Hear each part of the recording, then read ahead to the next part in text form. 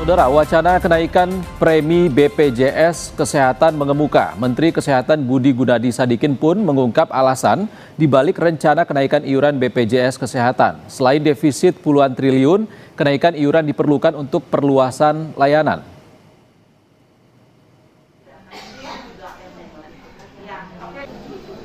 Wacana kenaikan iuran BPJS Kesehatan kembali mengemuka. Menteri Kesehatan Budi Gunadi Sadikin menyebut alasan penyesuaian premi tersebut lantaran kondisi BPJS Kesehatan mengalami defisit 20 hingga 30 triliun rupiah. Menurutnya, kenaikan iuran hanya akan dirasakan masyarakat menengah ke atas dan tidak akan membebani masyarakat miskin karena telah ditanggung pemerintah. Bahwa kenaikan premi BPJS tidak ada pengaruhnya sama sekali kepada masyarakat miskin. Karena masyarakat miskin dibayari oleh pemerintah. Kenaikan premi ini hanya berpengaruh terhadap masyarakat yang menengah ke atas, yang memang bayarnya kan 42.000 sebulan. Menengah ke atas kayak wartawan 42.000 sebulan harusnya bisa deh. Yang tinggal laki-laki beli rokok kan lebih dari itu. Data dari Kemenkes menunjukkan beban BPJS Kesehatan terus meningkat setiap tahun. Pada tahun 2023, pendapatan dari iuran sebesar 151,7 triliun rupiah, padahal beban yang harus ditanggung 158,9 triliun rupiah. Tahun 2024, pendapatan 165,3 triliun, sedangkan beban 175,1 triliun. Terakhir pada 2025, pendapatan iuran 176,3 triliun, sementara beban 190,3 triliun. Saat ini, kewajiban iuran BPJS Kesehatan Mandiri bagi kelas 1 sebesar Rp150.000, kelas 2 Rp100.000, dan kelas 3 Rp42.000. Menteri Kesehatan juga menyebut, iuran BPJS Kesehatan sebaiknya memang harus naik setiap 5 tahun sekali. Kenaikan diperlukan karena adanya inflasi dan perluasan layanan. Tim Liputan Kompas TV. Rencana kenaikan iuran BPJS Kesehatan menuai beragam tanggapan dari masyarakat. Mereka berharap jika iuran naik, kualitas pelayanan kesehatan di rumah sakit juga harus ditingkatkan.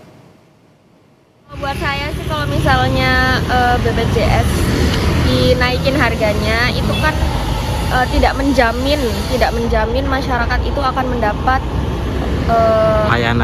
pelayanan yang lebih baik. Jadi ya saya kurang setuju sih kalau buat itu. Setuju ya, alasannya itu ya Pak ya.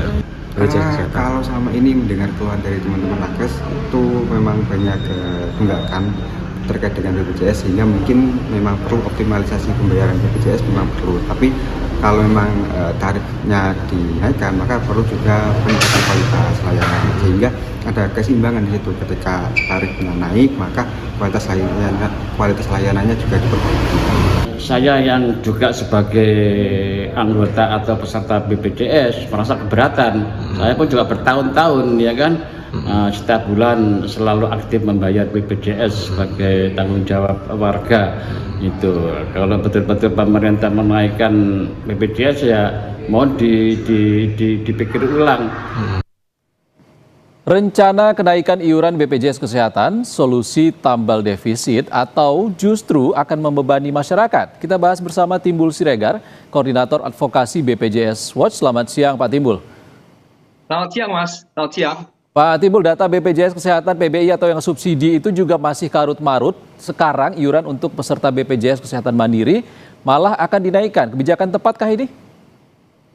Ya, jadi memang kenaikan iuran itu menjadi sebuah keniscayaan.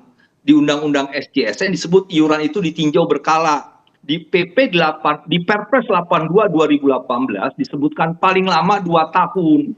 Jadi kalau Menkes mengatakan 5 tahun itu juga sebenarnya sudah melanggar ketentuan Perpres 82 2018. Nah, tentunya memang kalau kita lihat cash flow-nya program JKN itu memang mengalami penurunan aset bersih yang memang mengancam terjadinya defisit secara keseluruhan. Karena sejak 2023, 2024, dan 2025 kemarin rasio klaimnya itu di atas 100%. Di 2023 dan 2024 itu sekitar 106%, maka defisit ya. Nah, tapi bisa ditutup oleh aset bersih yang memang masih dipegang oleh JKN, BPJS Kesehatan. 2025 meningkat lagi rasio klaimnya. Nah, ini yang akhirnya di 2026 ini aset bersih itu sudah semakin berkurang dan potensi terjadinya defisit di 2026 ini semakin terbuka karena memang sejak 2023 itu Permenkes 3 2023 itu menaikkan tarif inasi bijis dan kapitasi. Jadi biaya manfaatnya naik. Nah, kemudian juga pasien-pasien katastrofik itu meningkat dan juga kualitas kuantitasnya sehingga pembiayaannya semakin membengkak, semakin membesar. Nah, tetapi tidak diikuti oleh kenaikan iuran. Nah, itu kan rasio klaim kan biaya manfaat dibagi iuran, penerimaan iuran. Nah, ini yang memang menurut saya harus segera dinaikkan iuran itu supaya bisa mengimbangi ataupun melebihi biaya manfaat. Kalau dia lebih besar iuran ini, maka rasio klaim bisa di bawah 100%. Kalau rasio klaim di bawah 100% itu baik, yang bisa nanti membentuk aset bersih. Nah, jadi kembali persoalannya kan adalah yang dinaikkan siapa?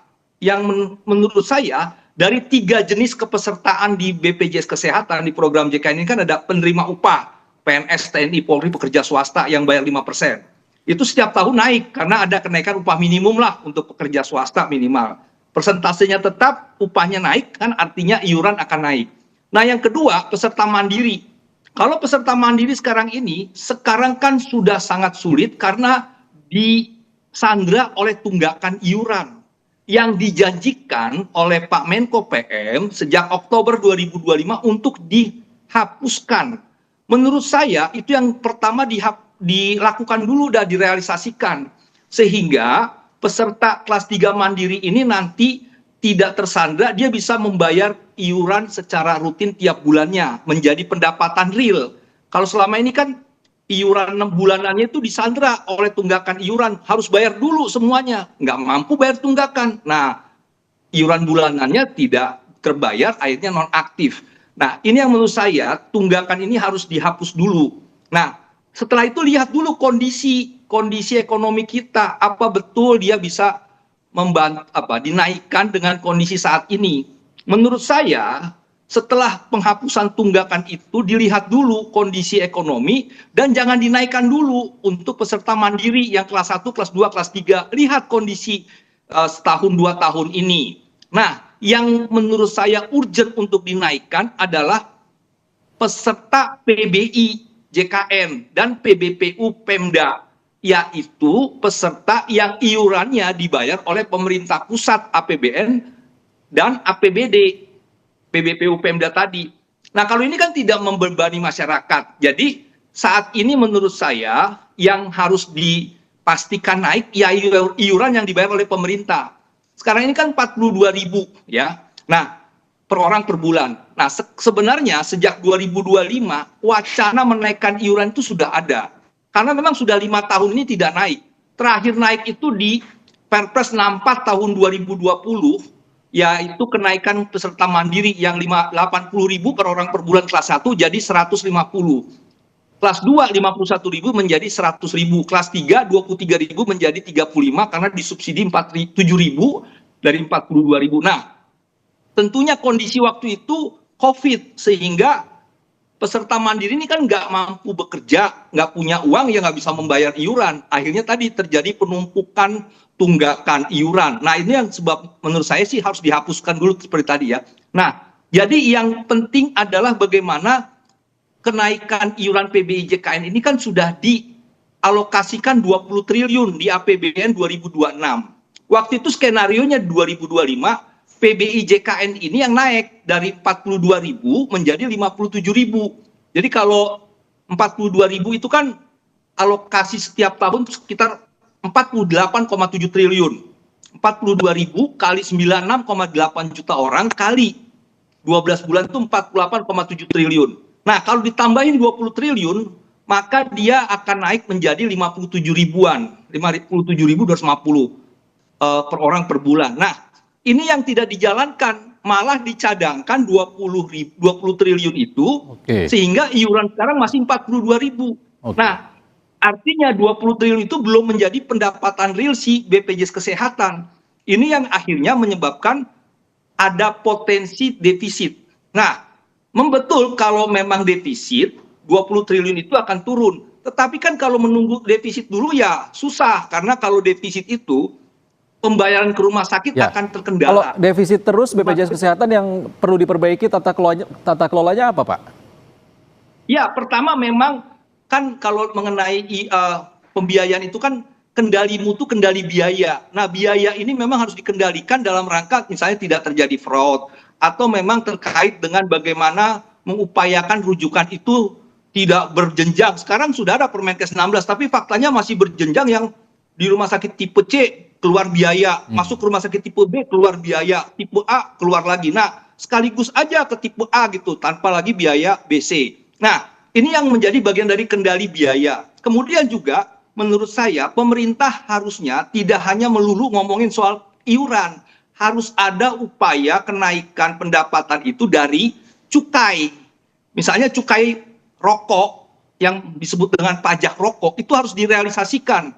Kemudian garam gula lemak, produk-produk yang memberikan potensi penyakit akibat garam gula lemak itu ditarik cukai.